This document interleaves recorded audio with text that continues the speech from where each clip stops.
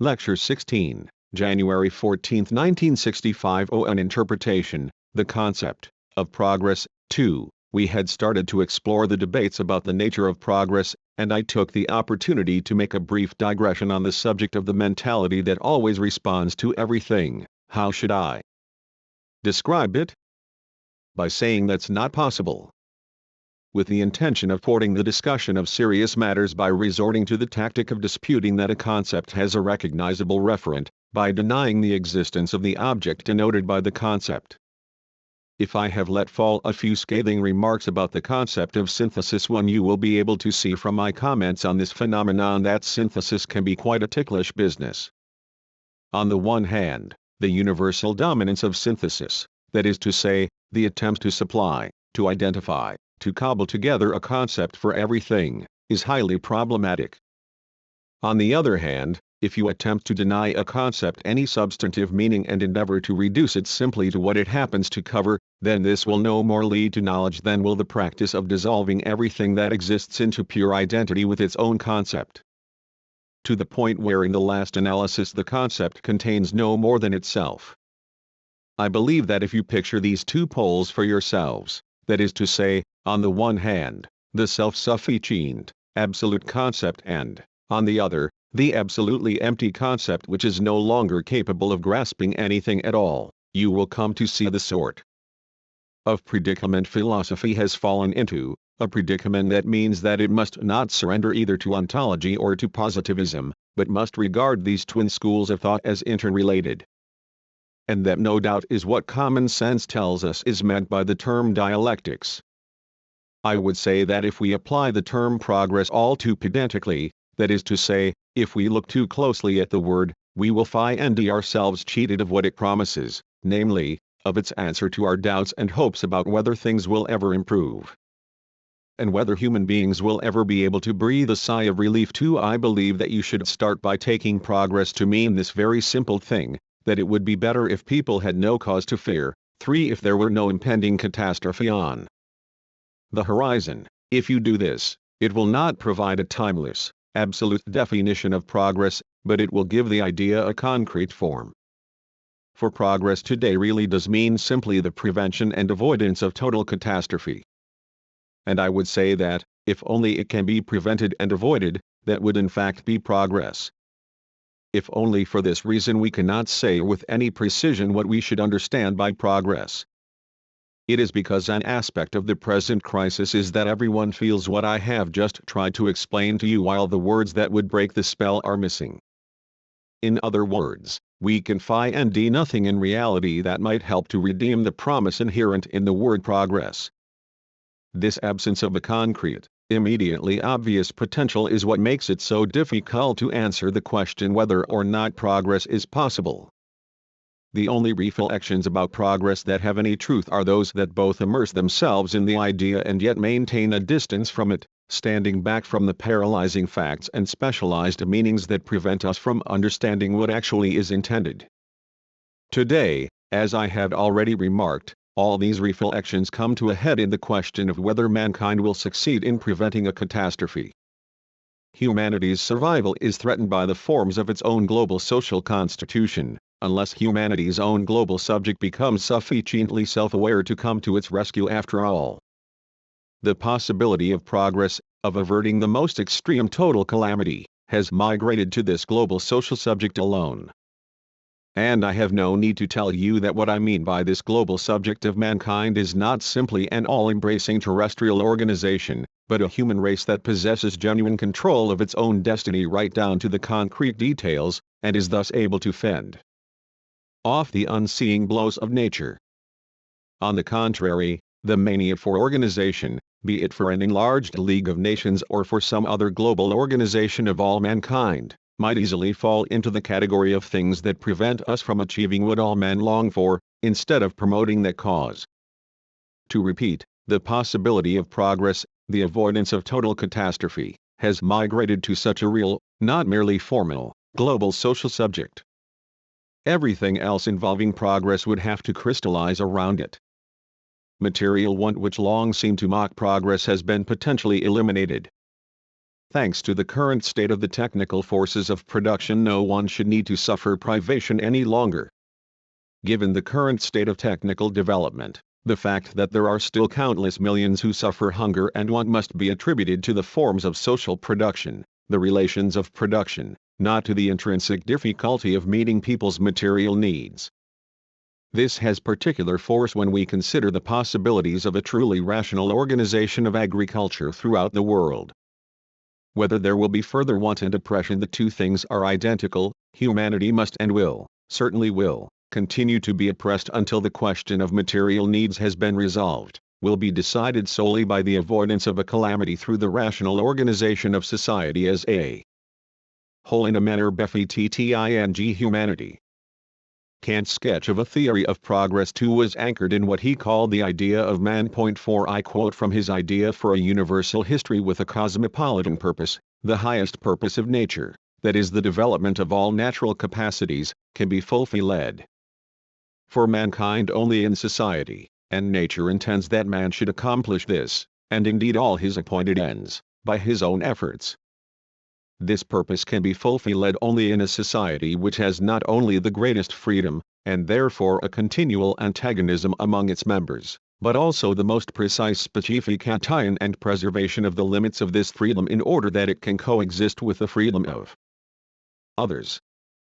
The highest task which nature has set for mankind must therefore be that of establishing a society in which freedom under external laws would be combined to the greatest possible extent with irresistible force, in other words, of establishing a perfectly just civil constitution. For only through the solution and fulfillment of this task can nature accomplish its other intentions with our species. 5 Thus the concept of progress is linked to that of a fulfilled humanity, and it is not to be had for less. I would draw your attention in passing to a problem that arises here, namely, Kant's use of the term nature.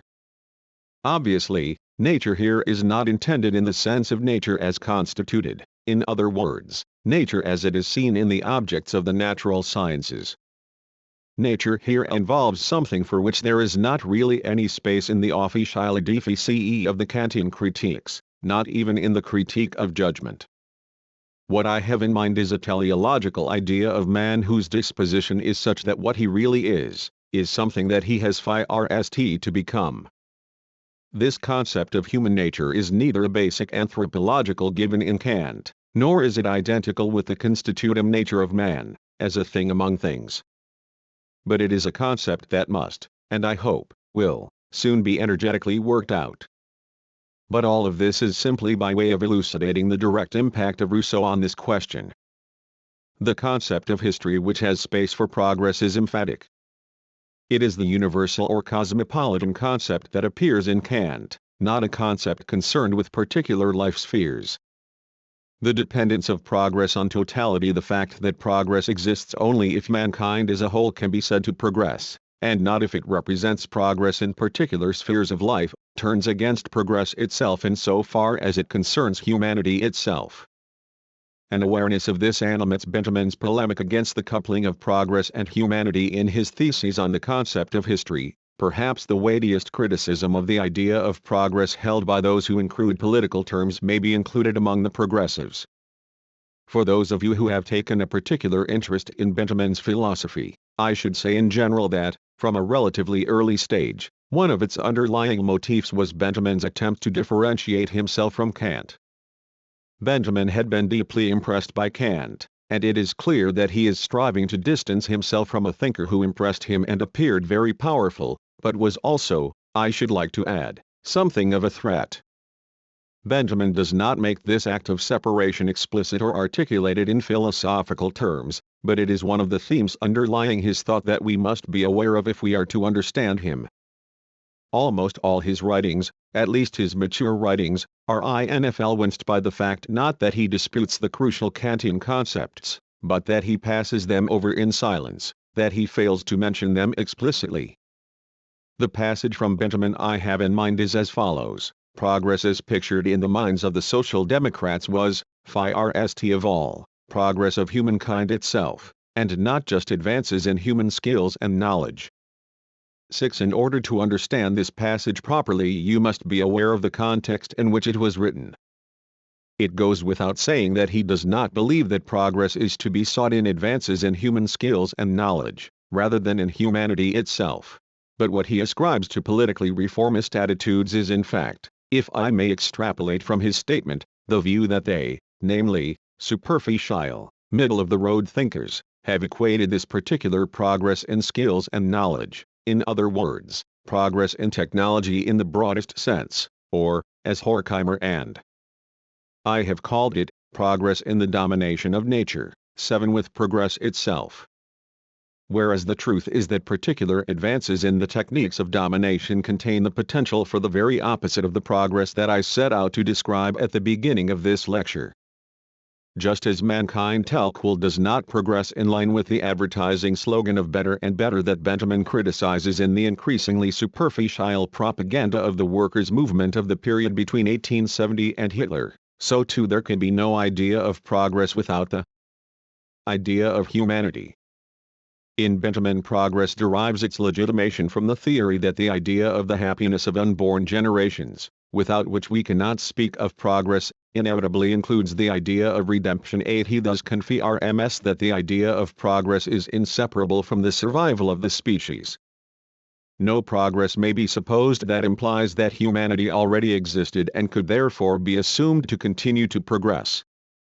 Rather, progress would be the establishment of humanity in the first place, the prospect of which opens up in the face of its extinction.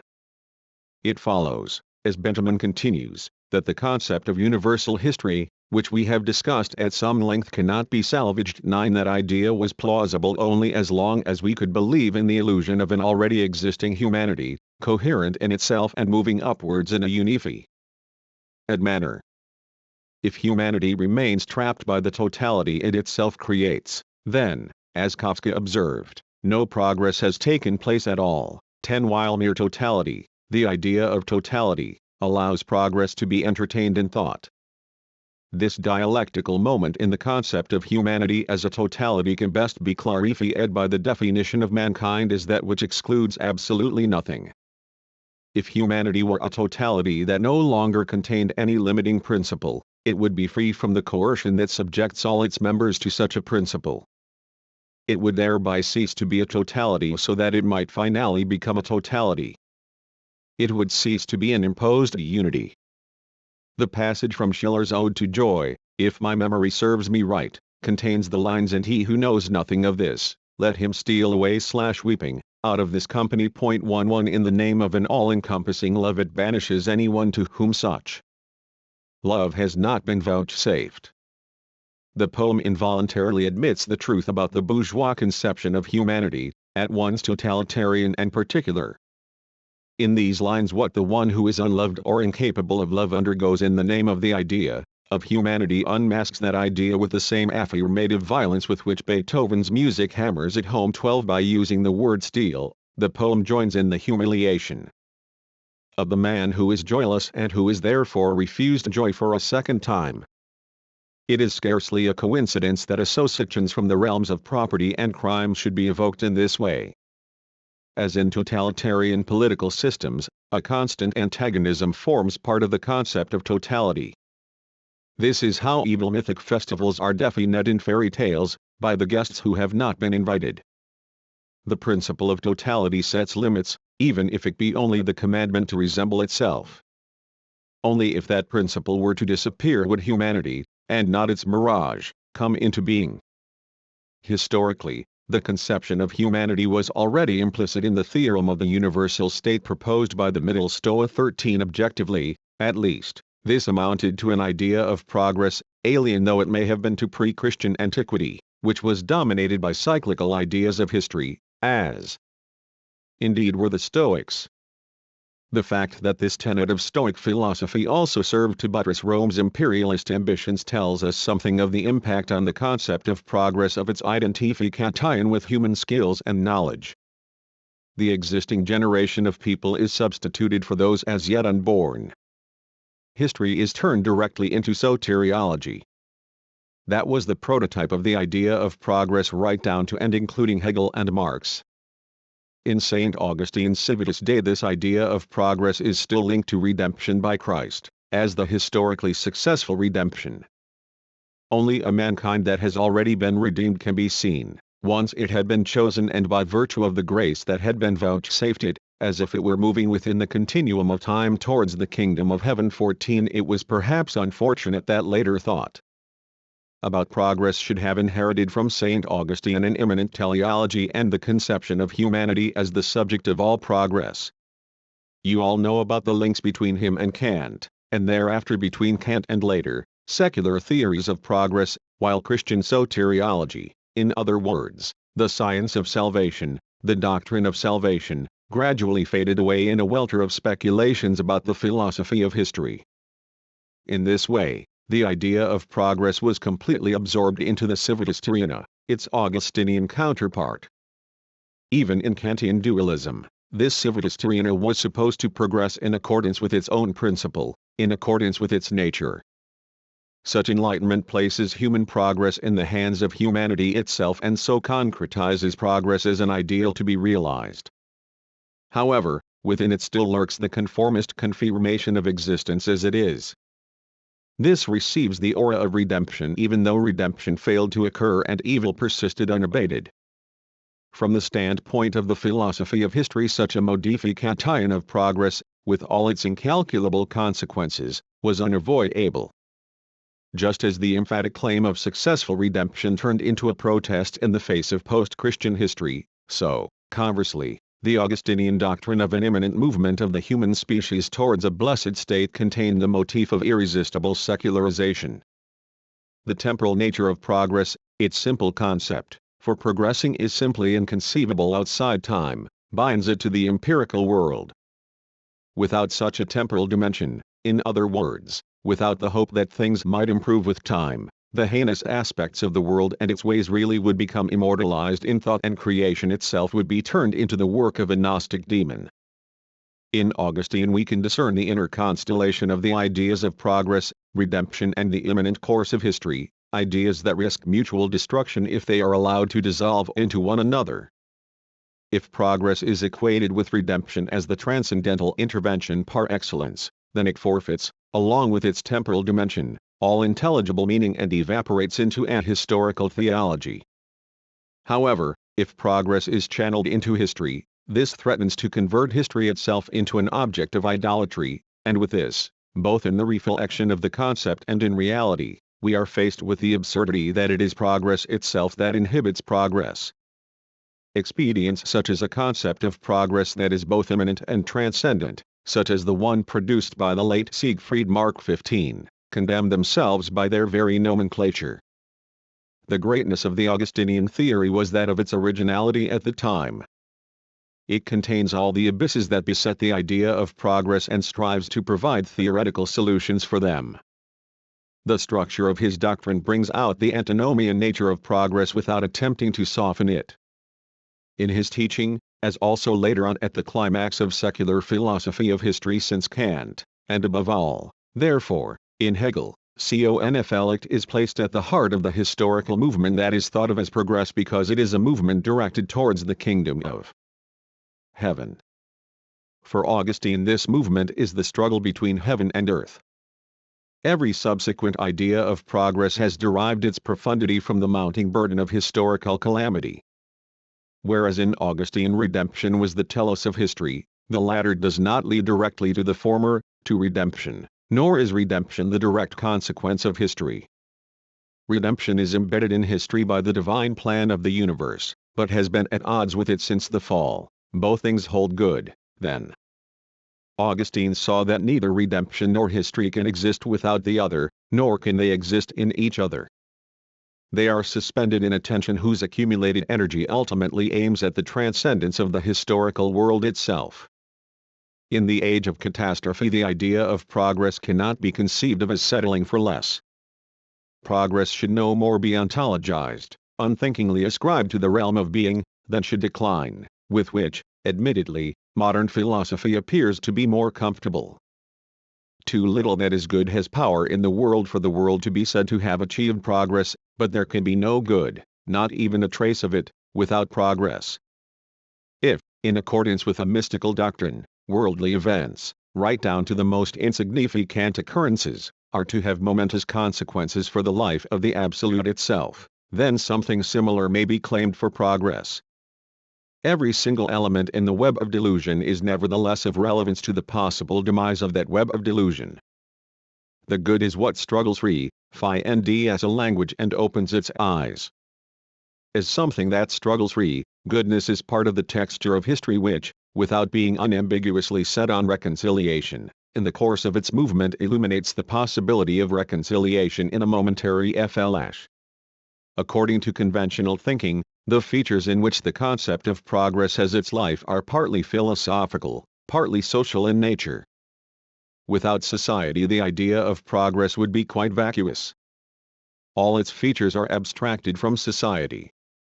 If society had not advanced from a horde of hunters and gatherers to agriculture, from slavery to the formal freedom of the subject, from the fear of demons to reason, from want to the discovery of ways with which to ward off epidemics and famine and to the improvement of living conditions in general, if, in short, the idea of progress had been kept philosophically pure, if it had been spun out from the nature of time, it would have had no content at all.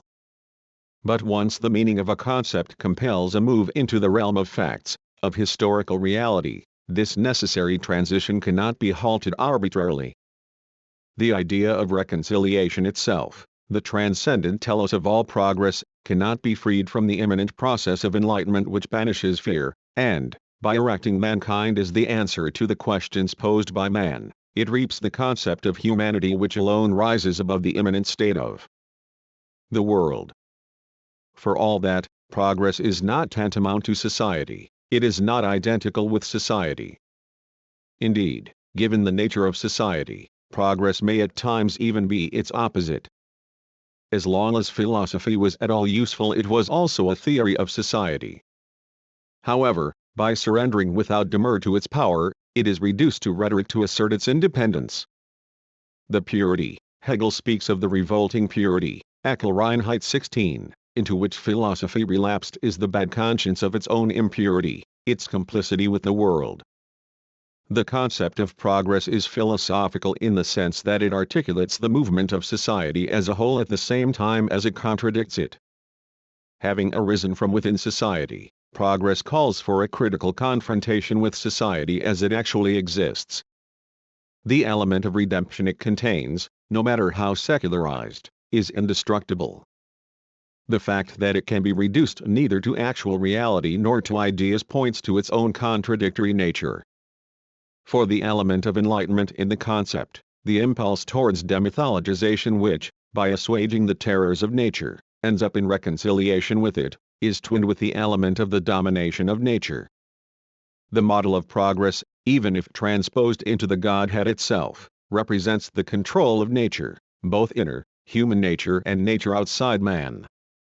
The oppression practiced by such control, and mirrored in the mind in the identity principle of reason, reproduces this antagonism. The more identity is postulated by the spirit that dominates, the more injustice is meted out to the non-identical. Injustice is passed down to the non-identical, feeding its resistance. This resistance in turn reinforces the principle of oppression, while, at the same time, poisoned by oppression, the oppressed limp on. Everything advances within the whole, only the whole itself fails to progress, or at least has failed to progress up to now. Goethe's "And all urgency, all conflict, is eternal rest in God the Lord 17 codifies this experience, and Hegel's doctrine of the development of the world spirit, the absolute dynamic, as a returning into itself or even a game with itself, comes very close to Goethe's apothegm. We need add only one footnote to their summation: the fact that this totality is motionless in its motion because it knows of nothing beyond itself does not mean that it is the divine absolute, but rather its opposite, rendered unrecognizable by thought. If I were to finish on a theological note, I would have to call it hell. Kant neither acquiesced in this deception nor did he make an absolute of the rupture. In the most sublime passage in his philosophy of history he taught that antagonism, the entanglement of progress in myth, in the hold of nature on the domination of nature itself, in short, in the kingdom of unfreedom, tends to move by virtue of its own law towards the kingdom of freedom. Subsequently, This insight formed the basis of Hegel's cunning of reason. But if that is the case, then it means nothing less than that the possibility of reconciliation is rooted in its own contradiction, that the precondition of freedom is the unfreedom that precedes it. Kant's doctrine stands at a watershed. It conceptualizes the idea of reconciliation as intrinsic to the antagonistic development, since he derives it from a design that nature is said to have conceived for man. On the other hand, the dogmatically rationalist inflexibility with which such a design is ascribed to nature, as if nature were not included in this development and as if its own concept would not be modified by it, is the mark of the violence that spirit inflicts upon nature in its desire to postulate identity.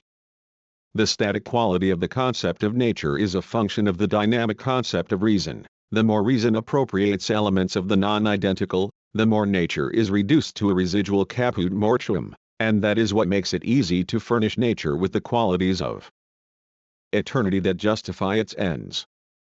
The very idea of design can only be conceived if we allow that reason can be ascribed to nature itself. Even in the metaphysical use that Kant makes of the concept of nature at this point, and which brings it close to the transcendent thing in itself, nature remains the product of spirit, much as it does in the Critique of Pure Reason.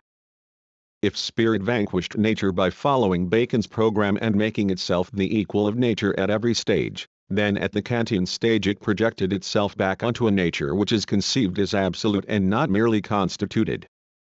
It has performed this act of backward projection in the service of a possible reconciliation in which the primacy of the subject is to be preserved undiminished. At the point where Kant comes closest to the concept of reconciliation, namely in his assertion that antagonism culminates in its abolition, we find the key phrase about a society in which freedom is said to be combined with irresistible force. 18 But even this talk of force reminds us of the dialectic of progress itself.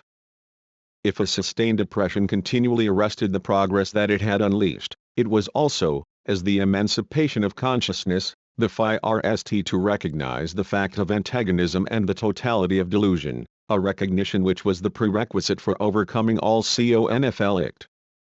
The progress engendered by eternal sameness is that at long last progress can begin, at any moment.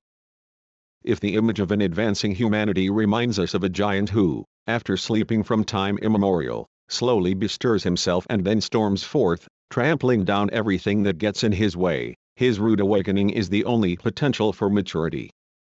By maturity, I mean that the imprisonment within nature in which progress itself is implicated does not have the last word. For simply eons it made no sense to inquire about progress. The question became meaningful only after the liberation of the dynamic from which the idea of freedom could be extrapolated. Ever since St. Augustine, progress has meant transferring to the species as a whole the idea of the natural course of life of the individual between birth and death. If progress is as much a myth as the idea of the path fate has ordained for the constellations, the idea of progress itself is the anti-mythological idea par excellence. It disrupts the circle of which it formed a part. Thus progress means escaping from the magic spell, including the spell of progress that is itself nature. This happens when human beings become conscious of their own naturalness and call a halt to their own domination of nature, a domination by means of which nature's own domination is perpetuated. In this sense, we might say that progress occurs where it comes to an end. I should like to break off at this point. Lecture 17, January 19, 1965. An interpretation,